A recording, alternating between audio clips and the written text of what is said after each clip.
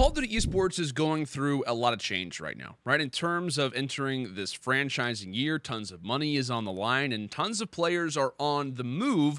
One of those teams happens to be OpTic Gaming as well, and today we're going to be talking about a few locations that they could be landing in terms of franchising for next season. Now, over the last few days, just to confirm, a few media samples that have come out signifying that not only would the players of OpTic be leaving, but they also may intend on wanting to move together. One of those signs first came from Crim6's Instagram post, in which he posted a picture with OpTic fans at the CWL Champs venue, and what post he made labeled, "Hopefully, wherever we end up, we'll see you guys supporting." There's also a clip that ended up coming from Hitch in which he spoke on the team and said from what he's heard, the team intends on sticking together as well. So just from those particular two media samples, it seems as if they are in the idea of wanting to stick together. They're in the idea of wanting to move forward as a roster, and this really shouldn't come as much of a shock to anybody. I mean, the things that this roster has been through together, the core of this team, I think is somewhat solid. Anytime that we got an opportunity to kind of watch these guys play alongside each other, I don't think really chemistry was ever in question. It was just about their ability as a team to perform. So I think for this roster, even after the Champs loss, I assumed the majority of the team would most likely be wanting to stick together, wanting to move forward, because we talk about the long history of the Core 3 in terms of Crim6, Scump, and Karma, the multiple titles that they've been through, the Dynasty, and everything that they've kind of ran through together, even in the Infinite situation, which you could talk about as almost just as much of a storyline as the Champs run. And then obviously the new blood, right? You got Dashy and TJ, who've mixed very well with this group. They also have a ton of chemistry together, even before they put on green. So I think this roster in itself, they'd like to stick together, and a majority of that isn't all that concerning. Now, it was almost imminent that they would, in fact, be moving along with each other coming into, like I said, a very important year.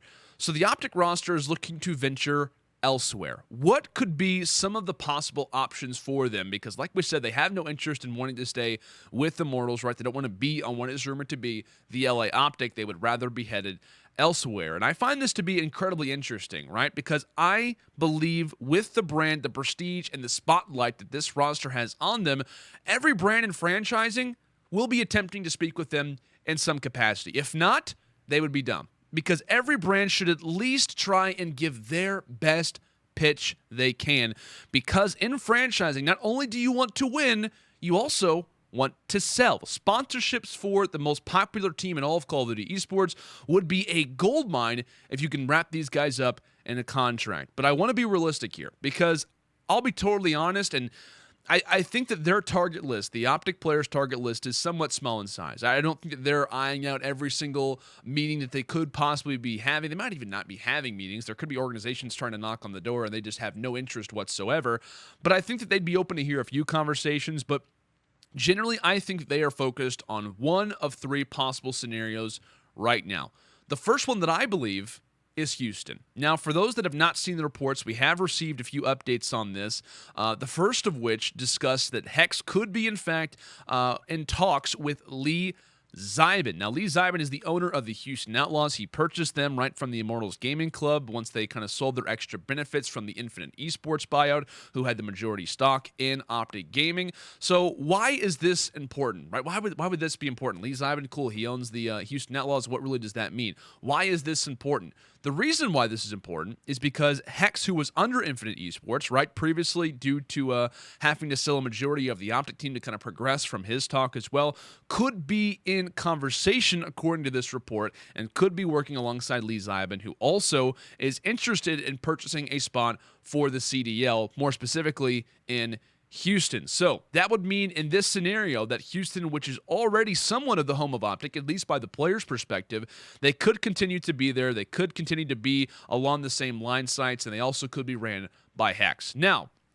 that was the first report, right? That was the first report that came out around maybe a few weeks ago. This one is somewhat more fresh. Another report came out saying, like I said, this is just a few days ago, claiming that Lee Zybin may, in fact, be working instead with E-United on getting a position still in Houston. So this would be interesting, right? Obviously, the underlying of both of these reports is that Lee Zybin wants to have a CDL spot, and he wants it to be in Houston. Will that be for the end of this year? That's a very interesting kind of subject to bring up. Will he get in this year? There's rumors that the last 3 spots have already been decided. Could he be one of those, or is he still on the outside hoping to just get an opportunity?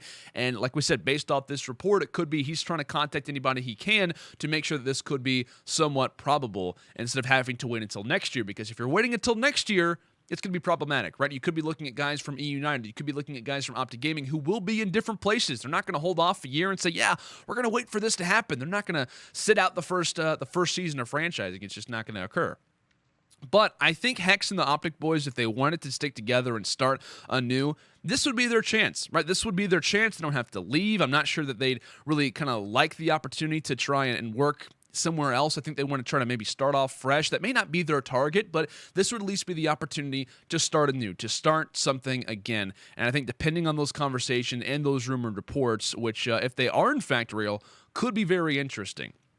Now, the second option, and what I believe to be is the best, is the only somewhat guarantee that we have as of this moment, which would be Dallas, which would be Envy. Now, the reason why I entertain this idea is because I truly believe, depending on what Hex may be mustering up, this is, at the moment, the best option for the OG boys. That is confirmed, right? We know that Dallas is going to be in the CDL next season, and from a fan's perspective, the most popular team as of this moment, the longest-running COD team as well, happens to be in Dallas, happens to be Envy. And I mentioned this when I talked on Scump and his possible future as well. If 100 Thieves wasn't an option, which they later confirmed, obviously, that they will not be in franchising, Dallas, for me, was the play for him. It was the only confirmed location that he has the opportunity to go to. And I think, at the very least, it should be a consideration. And if he intends on staying with this roster, that obviously has to be a conversation as well. I think, honestly, it would be silly if OpTic did not consider Dallas. Why?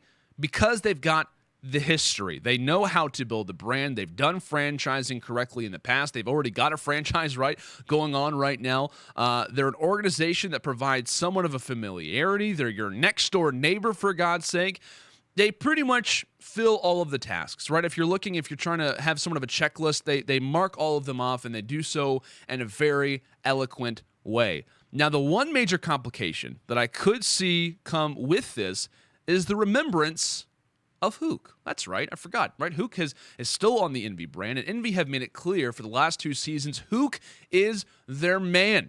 He's their guy. He is their brand. The multi-FPS talent is the guy that they want to build with, as we've already seen that be the case so far throughout the offseason. Everybody that Envy has the opportunity to own, they have put as a restricted free agent, except for Hook. But if OpTic comes into the picture, that would be 6 players. Well, what if all of OpTic wants to play together still, right? If they want to kind of roam together, they still want to be on the same team. They're saying, okay, Envy, we're entertaining the idea, but what happens now? Hold on. And then Envy comes back and says, wait, we've got Hook. Well, what would you want to do with this guy? Like, what would really kind of happen in this particular example? And Envy, like I said, would you not want to play with this guy? Do you not want to play with Hook? I mean, this is the multi-FPS champion. He's been on our team for the longest amount of time. And depending on OpTic's response to this, and depending on the respect the OG players have for Hook, which I'm sure that they do, obviously, it could allow for Hook to be sent maybe elsewhere, right? That could also be an option. I don't see that happening. I realistically don't. I think that they know the talent that Hook has. They know the skill that he possesses, and I think moving into a new title, it could allow for maybe an OpTic player to sit on the sidelines, or maybe even go elsewhere if need be. Now, if the entire team were to stay, we're talking about an OG in this situation, if all 5 players were to stay and come in alongside Hook, I think the player that would take the back seat would be Karma.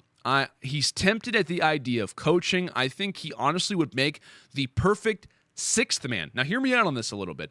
The ability to come in clutch moments is what his career has been based on since he joined the Dynasty. Karma, we're put in an odd spot. We need you to perform. He was there. They need him to come out clutch. They need him to have a solid event. They need him to have a solid series, a solid map. He was always there.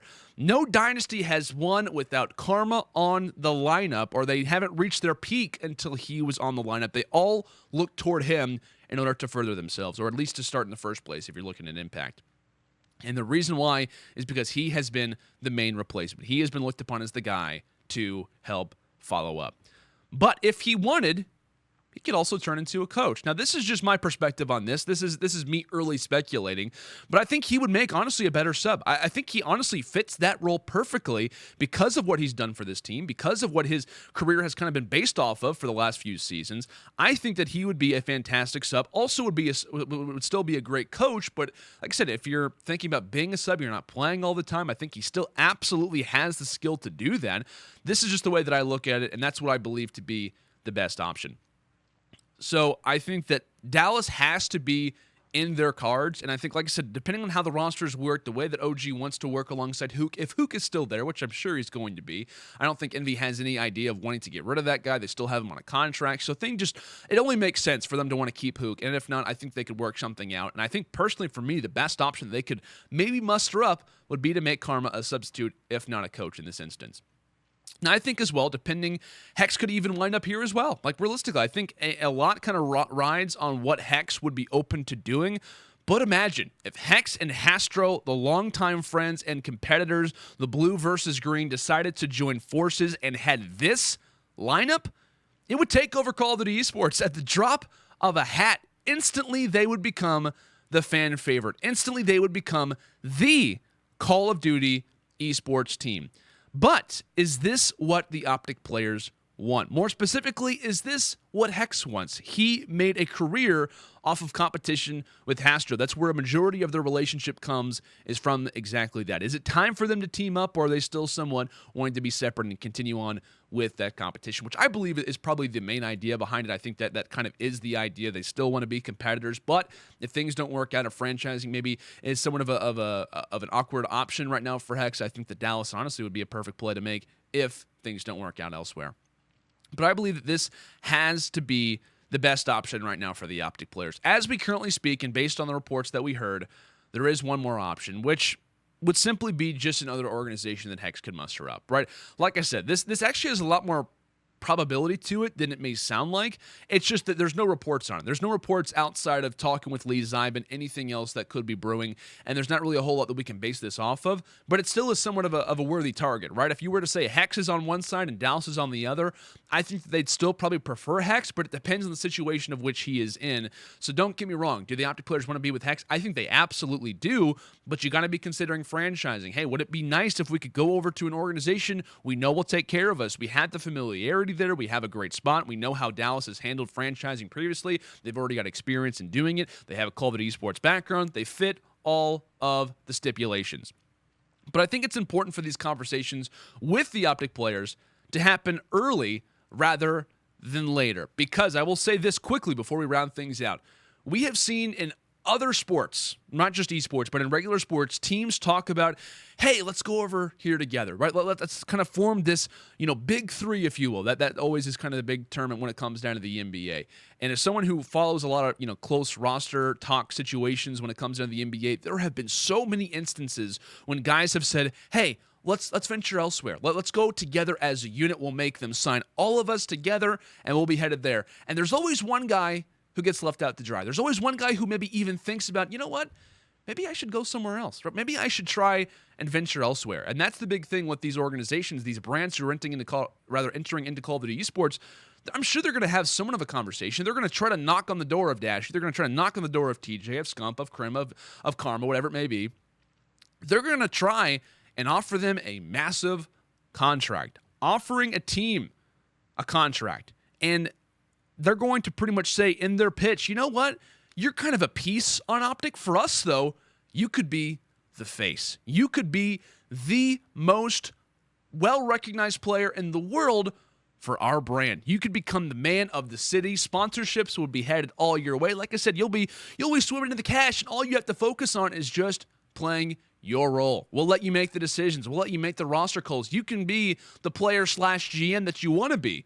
Like I said, that's for me the reason why these conversations are important to happen early, because this stuff has happened before, right? All 5 players, I'm sure they want to move together, but what if an organization comes through and says, you know what? We'll let you build the team you want. We'll give you the salary. We'll give you everything that you want as long as you come and play for our team. You leave the OpTic Gaming boys. You leave what is kind of this unstable position. Where are they going? Like I said, they can start to kind of enter in the years a little bit. They can kind of be the devil on the shoulder, if you will, in this situation. Probably not an example that they would like to hear, but you kind of get the point, right? I think for them, organizations, they have to be wanting to try and talk to these guys. And so I think it's important for these conversations to happen earlier rather than later. If OG's somewhat still up in the conversation, if they're still being juggled around, well, what's going to happen with them? That starts to cause doubt. Where are we going? Do I even have a place on this team? Well, at that conversation, if they want to go to Dallas, what's going to happen with who? Because Karma wanting to, there's so many different things that happen in the offseason, and we know with Call of Duty Esports' history, changes happen all the time. The ideas, the rumors are constantly evolving. I could tell you from somewhat of an experience, when I've watched brands try to make roster changes, there can be 5 to 6 different teams on the day. There can be a team that is signed and then instantly in an hour, they're all gone. It's just the way that it works. It's the way that things happen. It's going to be very interesting to kind of watch this storyline continue as the most well-recognized team in all of Call of Duty Esports is headed elsewhere based on what they've talked about.